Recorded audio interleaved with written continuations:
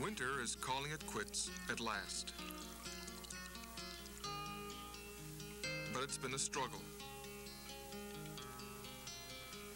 Although it's early April, the air is still frosty. And the harbor is still choked with ice.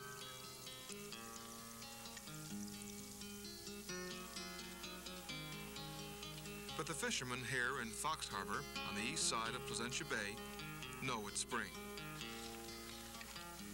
The sun is warm, and the harbor ice is slowly rotting away. When it goes, the fishermen will be ready. There are just a few odds and ends to be taken care of.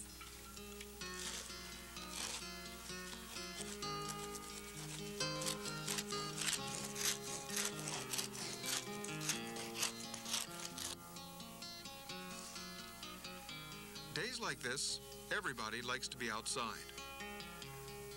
But there are a few who've got work to do indoors. Ken King is in his basement, mending his cod trap. Ken is one of the handful of trap fishermen in Fox Harbour. As a matter of fact, there's only a handful of fishermen of any kind in Fox Harbour. It's not really a big fishing community. In all, there's only about 10 or 12 fishermen here. And the 10 or 12 here, there's a couple of fellas have to go down the bay, you know, to make a do of that, lobsters. And there are a couple of fellas in longliners, goes up around the Cape. A couple more goes over around Mirasheen Bank fishing. We fish out of here, along with a couple of other small boats, and that's about it, you know. It's not really what you call a big fishing community. There's not that many here at it. We don't have any draws for trap berths, and you can pretty well put a trap where you like. That's because there's so few crews. Yes, there's not that many fishermen here. And in past number of years, selling trap fish, fresh fish, or salting hasn't been that good. That's why a lot of the people, a lot of the fishermen are steering away from using cod traps.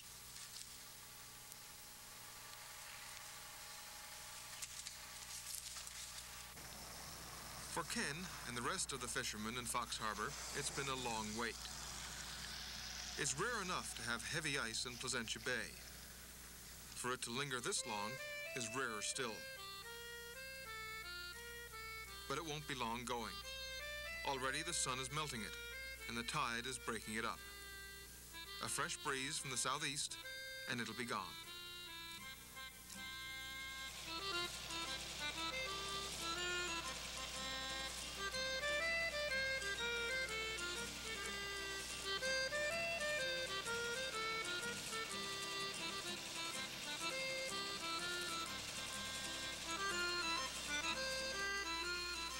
When the ice moves out of the harbor, Ken isn't far behind.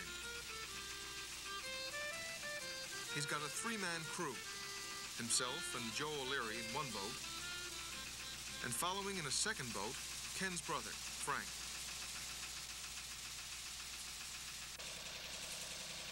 It's mid-April, early for the trap fishery in most parts of Newfoundland, but late for Placentia Bay. You can put out a trap the 1st of April. You can put them out in March. If the herring are around, or anyone's got a herring net out, and you start to get herring in that, if the herring is there, the codfish is there, and you can put out a trap and you'll catch it. Usually you get the fish in two spurts. You usually get a spurt of fish at the herring around in April, and then it pretty well slacks off. And around the last of May, when the herring go to spawn, and around the June, around the 1st of June, when the capelin comes, that's when you get at the fish too. You get a good bit of fish, and the last of the herring and the 1st of the cape. When Frank arrives with the second boat, they're ready to haul. The boys use two boats because they've got two traps, and if both happen to be full, they can handle all the fish. This first trap belongs to Ken. Frank's got his further up the shore, one of those modern Japanese traps. This one, Ken's, is a modified Newfoundland cod trap. It was the old Newfoundland cod trap. So a couple of years ago, fellas were telling me that it would be good if I put what they call winkers into it. And that's pieces of twine that lead from the doorway towards the back of the trap. They can be about 3-4 fathoms long. And the idea of it is, when the fish are in the trap swimming around, when they school around the trap, they tend to strike twine all the way around, rather than if the winkers weren't there, they'd see a hole and they probably would turn out where the leader comes into the trap. But with these winkers there, these panels of twine, the fish keep schooling around in the trap. They say they're better, but I haven't found that to be the case. The panels are put in it right, and but I don't see any difference in the catches.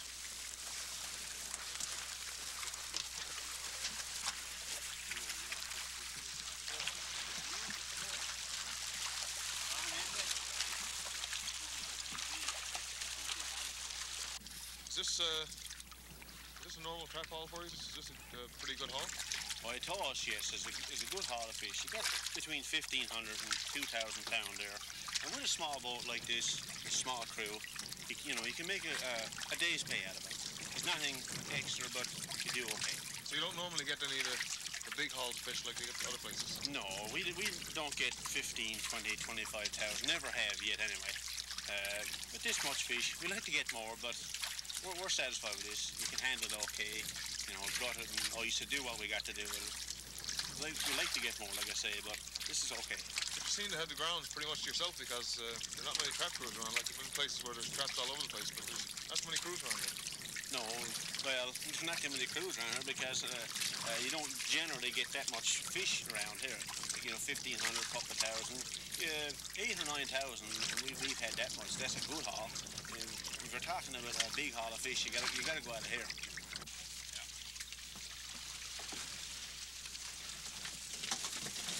Early in April and the first part of May, what fish you get out here, 60% will go large. And on the last of it, what you get around the first, with the capelin, 60% of it will go small. We get a lot of stuff on the last of it in June. We get a lot of that stuff, 16 to 18 inches that we can't sell.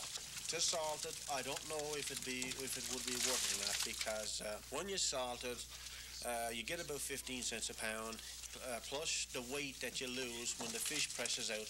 You got to remember that 65% of the fish is water, plus you got to put salt on it, plus your labor that put into it. So you won't even end up with 10 cents a pound. So in fact, you just throw it away? Yes, that's what we've been doing all along. Last year, there were days we fought away 8,000 and 10,000 pounds. Easy.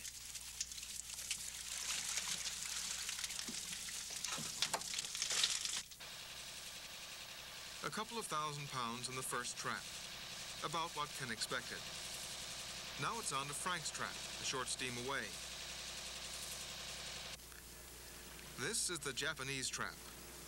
They've only had it a year or so, but Ken feels it's miles ahead of the traditional Newfoundland trap.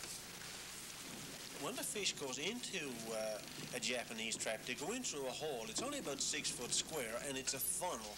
And when the codfish get in there, funnel leads uphill.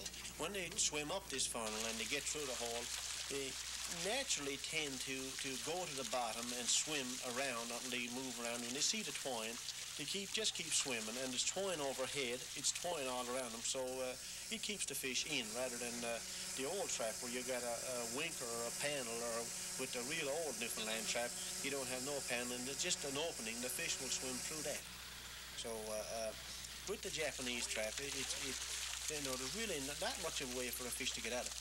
We done some experiments with it last year, even though, although last year was our first year with it. We got a large fish that looked okay, he wasn't dead, and tied a piece of bright red string on his tail, put him over the other side of the boat, made sure he got down in the trap without being snarled into any twine, and we kept doing that with him for 3 weeks. Now, we tried the same experiment with my trap that has the winker panels in it, and we tried that 3 or 4 times by putting a bright piece of twine on the fish's tail and letting them go back into the trap under the same conditions. The fish were alive in both instances, and each time they escaped from mine, or they never got out of Frank's.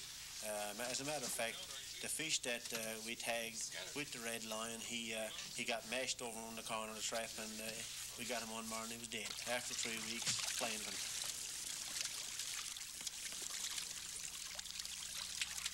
I guess there's no need to tell you what happened. You can see for yourself. On this particular morning, at least, the Japanese trap was a bust. It didn't even have as much fish as the trusty old Newfoundland trap down the shore. Do you think that'd shake Ken's confidence in Japanese technology? No way. And your Japanese trap let you down today? Yeah, it seems like the fish is a bit scarcer today, there, Paul. Now, despite, bad hauls like this, do you still think the Japanese trap beats the old-style trap? It still beats it by 6 or 7 to 1. It's much better. This is the first day that we got less fish in the Japanese trap than we got in my trap. And I still say Japanese trap's better. So it's just one of those things, eh? Just one of those things, yeah. Probably the fish might have schooled laying down there instead of up here. You were saying that you bought this off a fisherman down in St. Mary's, was it? Cape St. No, Mary's? down in Ferndale, over by Dunville, Placentia, that way. Oh, I see. Off Mike Cody. And it's a damn good track. It's heavy, but like he told us, it's a good track. You said he did pretty well with it. Fish forward. He told us one time that he had a haul in it, and said it very casual, like that he had a haul of 56,000. I'd like to see that much, but only can hope for that.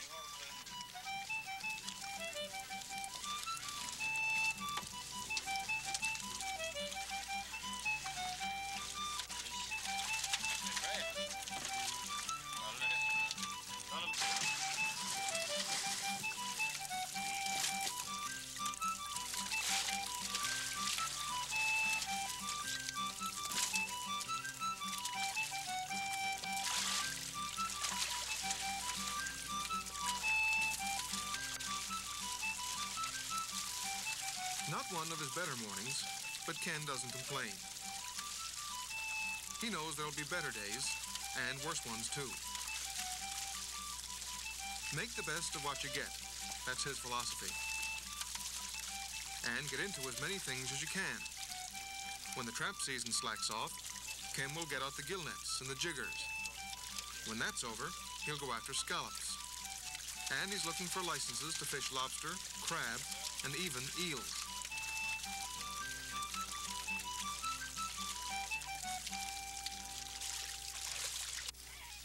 As Ken sees it, if you want to survive in a business as fickle as the fishery, you should take your cue from the gulls. If you're fishing, you got to be like him. He's the only full-time fisherman. He fishes for everything. He's the guy that he don't wait for one season to be over for the next one to start up.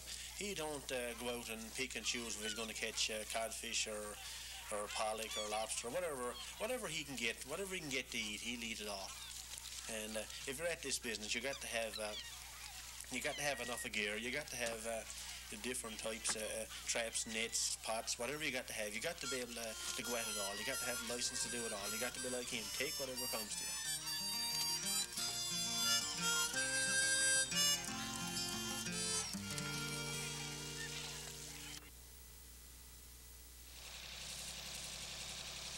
Woody Island, Marisheen, Long Island, Barrhaven, so many of them, the islands of Placentia Bay.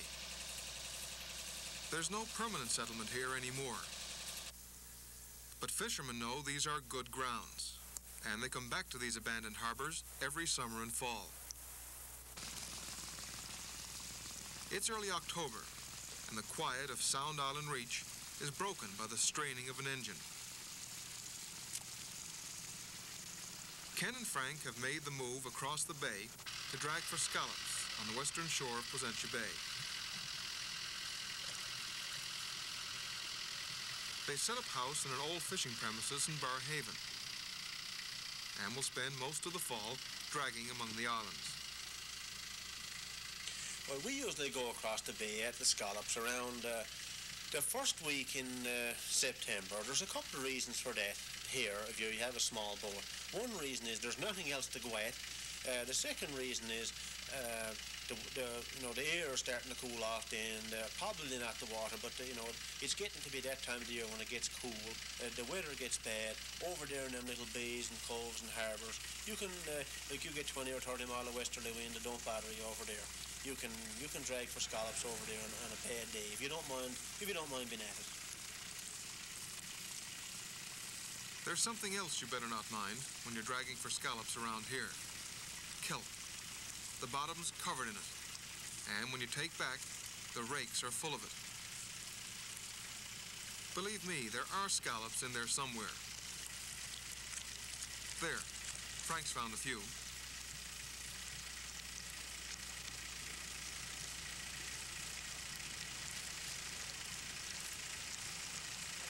Now, if you could only find a market for all that kelp.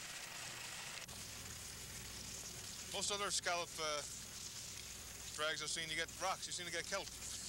Yes, boy. We could get sale for kelp. We do okay down here. All this place is all full of kelp. Now, how many scallops would you get down in one of those breaks? If you get in a good tow. In a good tow, you get 40 or 50 in a good tow. Might be all right here once you get the kelp cleaned up, but that's going to take a day to clean that off here. But look at it. What do you mean? You usually tow back and forth until you get all the kelp? Yeah. Tow back and forth to get it all cleaned up.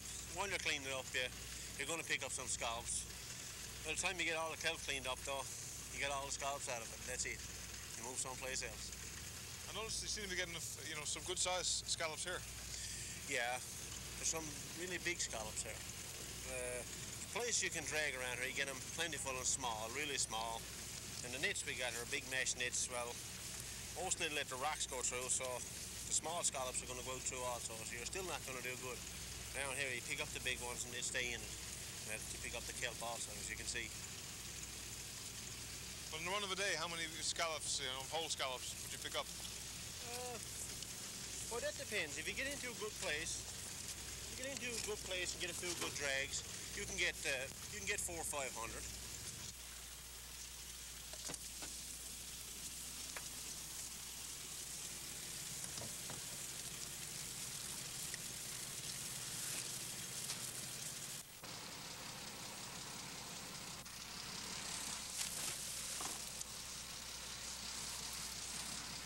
You don't stay in the same grounds. You just go back and forth, up and down the shore, looking for different places. Yeah, where we can pick up a few. And what do you do then once you find a bunch? Heave out a buoy, usually heave out a buoy and then drag along. You think you drag 500, 600 feet, you haul them up, you mark the other end, and then you go back and forth, and you find what's in that area. If you get a bed of scallops, mark it, and then you clean it up. Is this a good bay for scallops? Placentia Bay is? Oh, it is down here. Down here in the bottom of the bay is good. It's all sheltered, and there's a lot of brooks, a lot of rivers coming out down here, and the kelp. I think they like the kelp. Plenty of kelp, there's no question about that. That's for sure. But now, are there many more people at it besides yourself? This past couple of days, or there last week, we see 3, 4, 5 longliners here. A couple hours ago, there was a guy here in a speedboat. Small boats at it, some longliners at it. All in all, there's a good many fellas at it.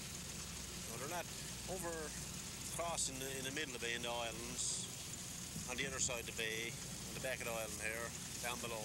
There's fellas at it, every place. So you'll take these back whole, you won't shuck them here, you'll take them back to Barrhaven? Yeah, take them back there and put them in the fish bag and in a net bag and put them in the harbour. We get a couple of 3 days drag and then probably get a day's bad weather that you can't get out. We shock them then, put them in ice. We get ice with us, put them in ice, and they can hold for a couple of days like that. As long as they're in the shell, they're good for a week, no problem. You have to have them in the shells, in the bags for a week, no problem.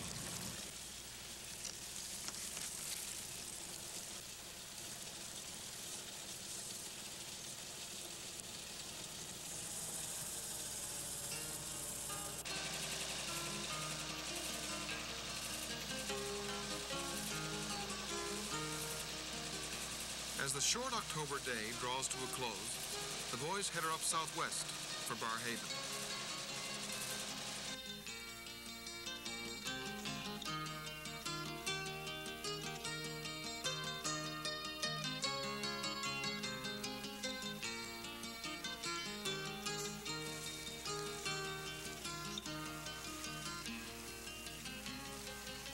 Never having lived on the islands, never having experienced resettlement, Ken has mixed emotions about Barrhaven and the other abandoned harbours here on the western shore. I like it. The scenery is nice. The harbours and coves, being a fisherman, it's nice to get into them. On a windy night, there's places you can get in, you never feel a draft. But the isolation, I can't imagine what it would be like years ago without any roads, example, you take contact with a doctor or anything like that. I mean, the isolation, I think, would be something else.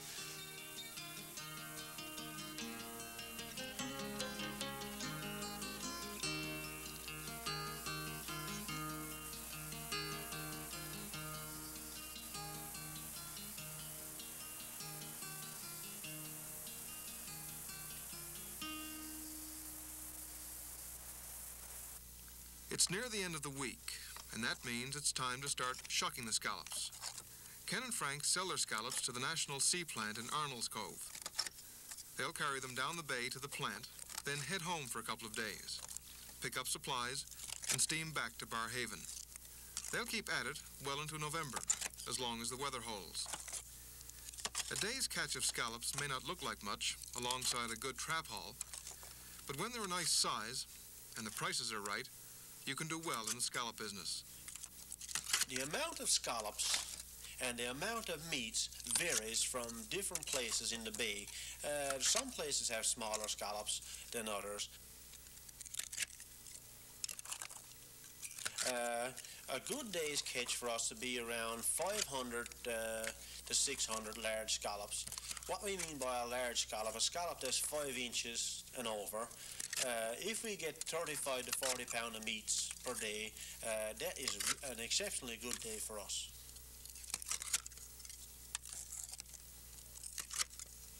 When we started off the 1st of September, the price was $5 a pound, and I think in a matter of days the price went to $5.05. Well, to make a long story short, I think the price had gotten up to around $5.50, so it went up about a nickel a week or a nickel every 4 or 5 days, which was good for us. Yeah, it's good money if you can get enough scallops. If you can get a fair amount of scallops, you can do okay at it. But the weather wasn't always that good, even though you were fishing in sheltered coves and harbours and that.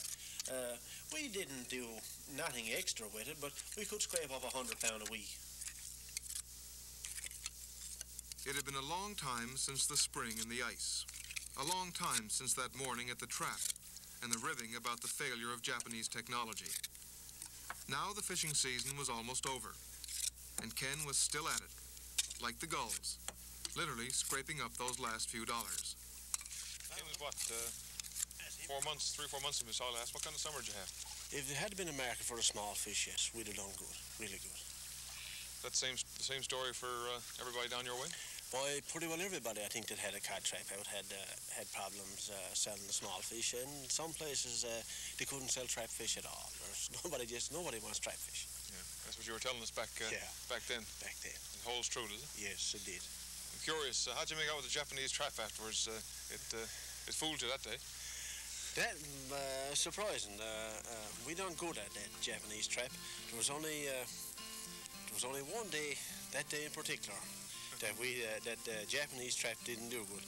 I don't know, there must have been a jinx on board the boat that day. To whom are you referring? I don't know, I'll let you fellas decide that. But now you're a long ways from home now. You're right on the other side of the bay. Yeah, boy, we're down here at the scallops, yeah. Have to go wherever you can make a dollar, wherever you can, there's a bit of fish to big at, or, you know, providing we get a place to stay or harbour to haul into. I'm not very particular when it comes to that, but if we can get a bit of fish or a few scallops like right now, anything at all to make a dollar, wherever's there, we'll go at it.